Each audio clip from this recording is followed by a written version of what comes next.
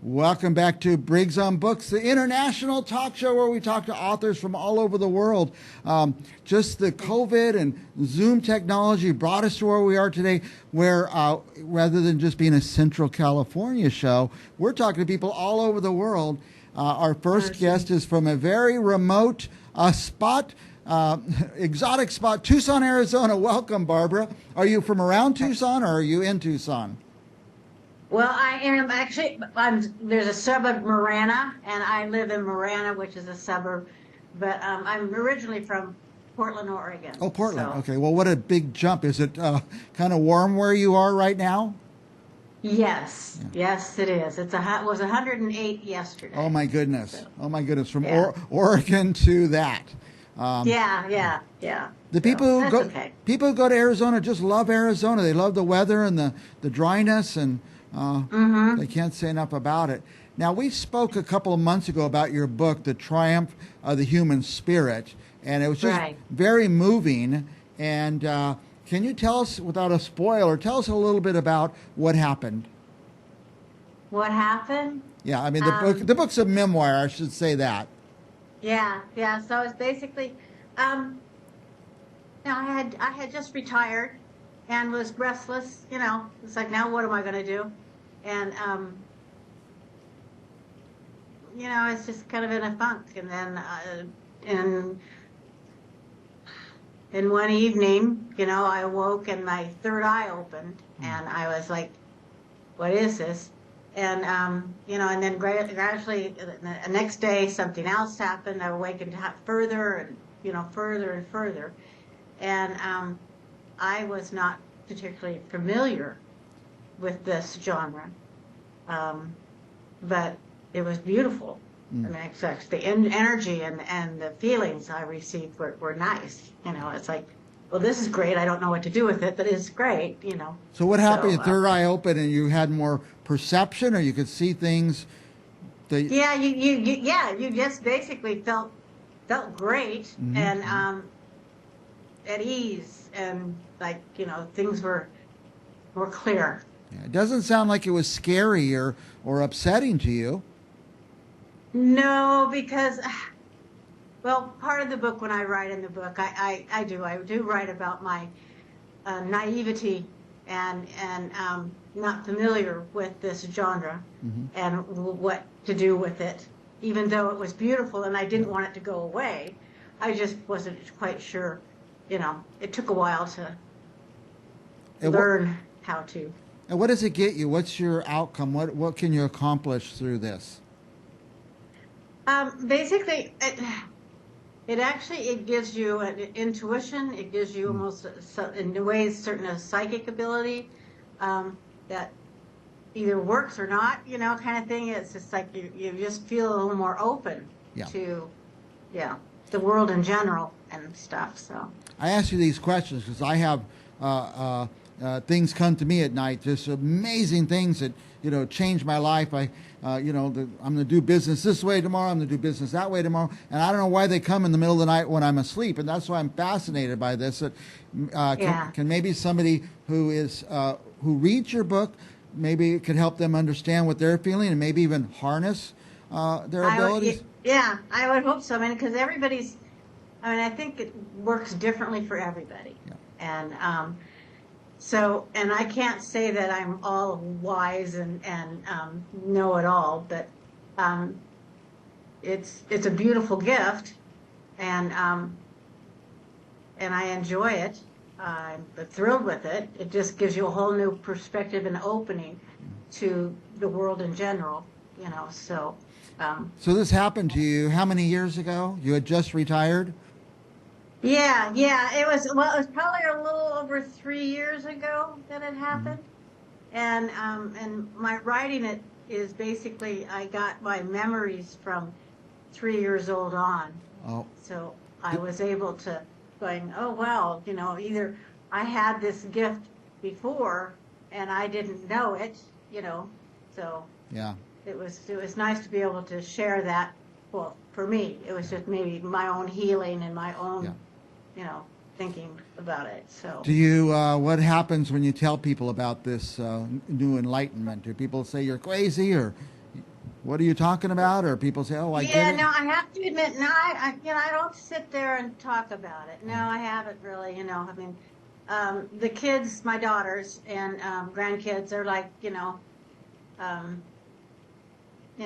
they to a point, and then it's like, can we talk normal stuff, Mom? Can we just talk about regular stuff for a while? Um, so I guess, obviously, if you didn't have that awakening, there would be no book. Did the book come pretty easily after that point? It took a while because it just took a while to make sure um, because yeah, I'll admit, when I first awoke, I was a little angry Hmm. because I didn't know it. I didn't know any of this genre, any of this direction, and I was more of like, well, why did you do it? Why did you wake me up? What do you mean? So um, I had to actually calm down and try to get quiet, because they tell you to quiet your mind. Hmm. Just like during the night, you can like have some great ideas, Yeah. And if you quiet your mind and go in within, what they say, to go within, and it's very insightful and calm. And I was not that good at it, Hmm. to be honest with you, when I first awoke, um, because I always used my mind for my analytical thoughts and how to, take care of this and handle that and yada, yada, yada. So, um, Well, let me ask you this. Was this something you were looking for and trying to find, or is this something that just came and knocked on your door one day? it just came and knocked on my door one night. Yeah. Yeah, Yeah. one night. Well, about a week. It took a week of all the processes. Hmm. But I'm still, even in the book, my naivety and innocence of the whole event and what happened, um, was me asking questions all the time. I mean, if somebody was giving me some wonderful directions and what to do, no, I think I chatted right through them. I just, Nice, nice. Now, is this something that's totally coming from within you, or is it like another God reaching down to touch you, or how do you see it? oh, yeah. No, I have to admit, I was raised Catholic, and so that does hit me. Hmm. It opens up, yes, that, is this God? Is this just the spirit? Just, um, but What comes through is that you're pretty happy this happened. yeah, I am actually. Yeah, I was terrified, and then I was in tears, thinking I'm going to screw this up. I know nothing about it, you know. Um, so it took a while, but yeah, no, I really actually I feel so much better. I bet. I do. Well, So, who should read this book? oh, I think a lot of different people. I think, well, as an older retiree woman, I would think us, retiree people can read Uh-huh. it. And they may have had this event themselves, who Right. knows, and in ways my sister's had her own event once we got together and we talked about it. Once you describe, she goes, "Oh yeah, that happened to me." Yeah, well, she lives on the water up in Seattle, and she said basically that's basically what she felt Hmm. when she had her moment, Right. is that this is what she wants for her life, and she made it come true. So Do you think other people or people have this and they suppress it or deny it or keep it down, and maybe reading your book, people will be able to say, "Yeah, yeah, I get that now." I hope so, because I had an event when I was 30, and my kids were still small, and I didn't pay any attention to it because I was a single mother. So it's like, you know, shake it off, and You're, raise the kids and maybe not you're really pay attention. too busy for it at that time. Maybe. Yeah, I think so. I think I was just not willing to, you know, I didn't know people could make money at that Yeah. using those gifts, and I didn't pay attention to them And by at the that way, time. for our viewers, Barbara has a great webpage, BarbaraBeaucage.com. Is that right? Yeah, yeah, that's where you can see the book and you order it through Amazon Yeah. or yeah.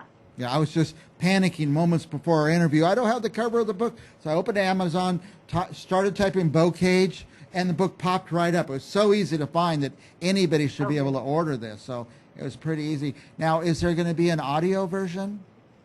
Yes, that's coming out. They just finished chapter 7, and there's 8, so they should have that done. So hopefully it'll be out next week. Oh, in a week. Oh, my goodness. It's going Yeah. fairly quickly then. That's exciting. Yeah. We got it.